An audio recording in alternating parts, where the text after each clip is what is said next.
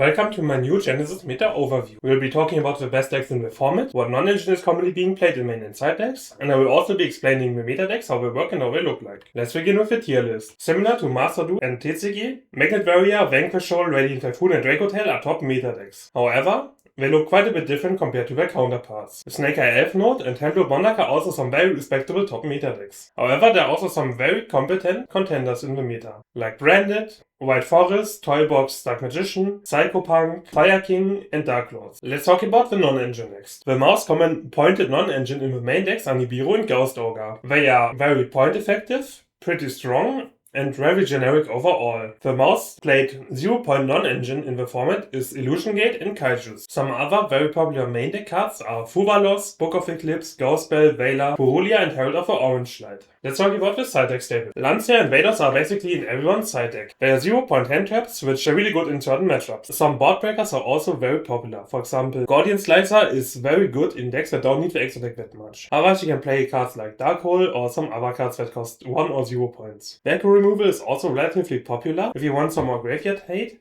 There are 0-point hand traps like Skullmeister and Against Goddess or the 1-point DD Crow. A lot of decks also play going first cards like Defy, Counter Traps or Blizzard or something like this. For our first meta deck, we have Magnet Warrior.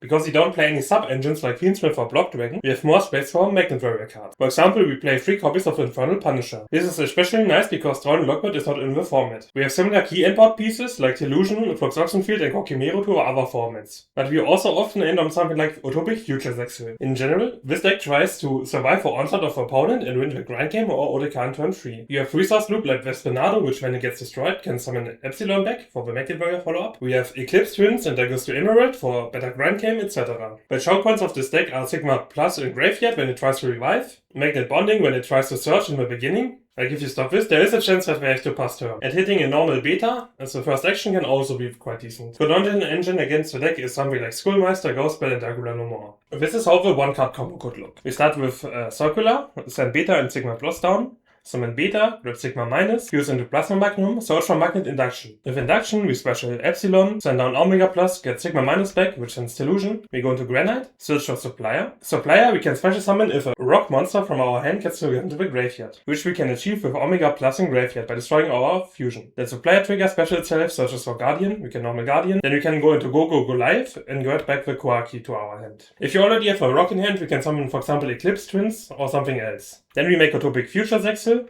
and summon Illusion back.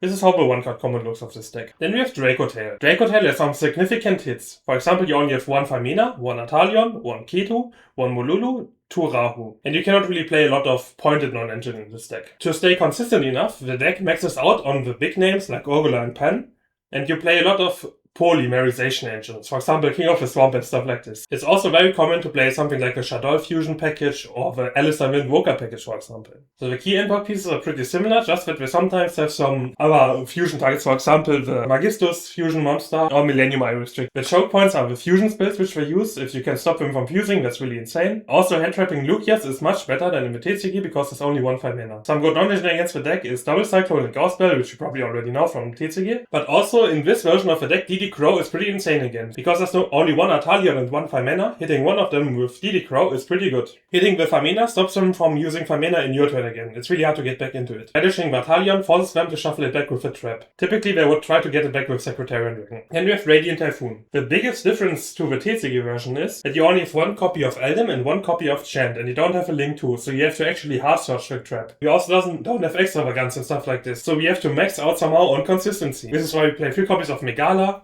we play 2 Shieldbearer, and we even play the Noble Knight Floral Horse. On some end, this searches a Shieldbearer. it looks terrible, but it's quite fine. This is basically how the deck works in Genesys. You have very similar endboards to the normal thing. One very cool non-engine thing you can do against this deck is you can play a Crosier package in your side deck. You can play 3 copies of Crosier, 1 copy of MST, and 1 copy of the Revive spell. Because the Revive spell doesn't cost 0 points, the same for Crosier. This is why you can side this for 0 points in your side deck against this deck. Then we have Handloop Monarch. This list here, for example, topped the UK Genesys Open. I prefer some other variants more of this deck though. The idea of the deck basically is to hand trap you a couple of times in their first turn, and survive one turn with like 1-2 extra interrupts. For example, with Monarch Perfection, which can copy all the old Monarch names once each every time you special summon, etc. You also have a Prime Monarch in graveyard, which can banish your spell, which then triggers to target one monster you control and add a Monarch with the same attribute, and then you can tribute summon. Choke points of the deck are Tessera and Pantheism in the graveyard, as well as Monarch Revolt on field effect. Good non-engine against this deck is DD Crow, Lancia, and Schoolmaster. Then we have White Forest, Toybox, Dark Magician. This deck is very cool and creative, because a lot of the generic extra deck cards cost a lot of points. They don't really play that. So you don't have something like the White Forest,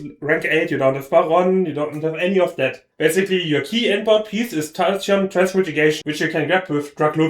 And then you have Gaze of Timaeus, which you use for either going second or to play around Kaijus and stuff like this. You summon the Dark Paladin with it, and the Dark Paladin on special summon can revive a light or dark monster from your graveyard. And it can tribute a light and a dark monster to banish your opponent's fields as an ignition effect. So if you get Kaijus on your rank 8, which you need to have on the field for Transmutation to be alive, you can use Gaze to summon Dark Paladin to summon the rank 8 again. So Transmutation stays alive. The deck basically ends on Transmutation, Vengeance, Dragon, and Welser Vengeance. Again, the choke points of the deck are Stellar, Dragluxion, and the Shining Stark Engine. Good non-engine against this deck is, for example, Artifact Lancia, because it stops the Dark Magician of Destruction, as well as the Welser Vengeance from hitting the field. Dracula No More is also really good, and you can put something like DD Crow in too, which is also pretty decent. Next up we got Vanquisher. There are two versions of Vanquisher which are running around after the point update. You can either still play with a Genesys engine, which I prefer, or you can play a pure version with Shifter. This one is less consistent, but it can run Shifters. We don't have the Canine cards and we don't have the Link one, so the deck doesn't really have one card combos. So you're a bit less consistent, but you play a more engine basically. The endboard pieces are pretty similar though. The choke point of this deck is Vanquisher Start. If you can remove it, it can be very insane because it stops the search as well as the trap at the same time. Hitting an early starter like Tachyon or Medlov can be really nice too. Good non-engine against this deck is something like Vados or Ghost Ogre to remove a field spell, and Nibiru can also be pretty good against them unless they play around it. Alba Springguns Gem Knight is also a very popular deck,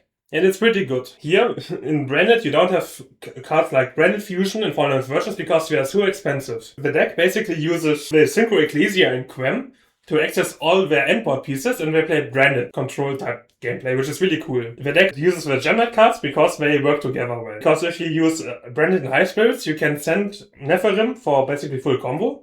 And you can also use Shadow Fusion with Nephirim in one Shadow monster to get into full combo while breaking boards apart. Some of the choke points are Springguns Merrymaker, High Spirits to search for Branded in White, and the Synchro Monster. Good non-engine against this deck is Ghostbell, Nibiru, and Illusion Gate. Let's have a look at how the one-card combo Nephirim looks in this deck. You normal Nephirim, grab Quad, go into Merrymaker, send down Springguns Kit, then you can upgrade him into Sagas, search for Talio Springguns. That card is kinda insane. Basically, you can optionally detach from your Sagas material, then you can search a Springguns monster, and for every material you detach, you can special summon from Hand of Grave. So here we activate detach 2.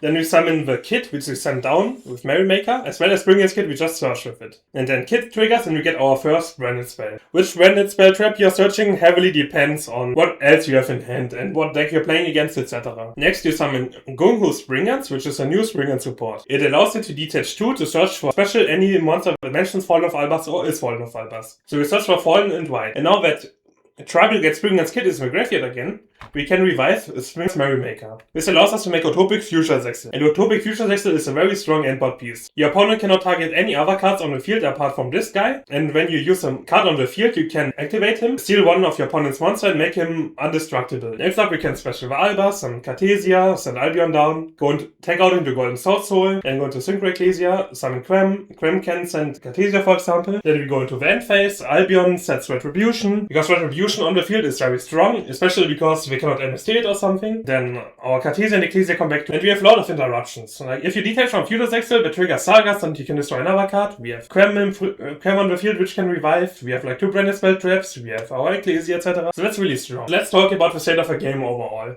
I think Genesys is in a pretty good, healthy game state, but the biggest criticisms of the format at the moment are that too many of the decks that are also viable in Master Duel and TCG are meta here too, which I can understand to some degree, even though the decks look a little bit different in comparison. And the other problem people have is that some counter traps and cards like Dimensional Fissure are still at 0 points and should be pointed, which I agree with. Thanks for watching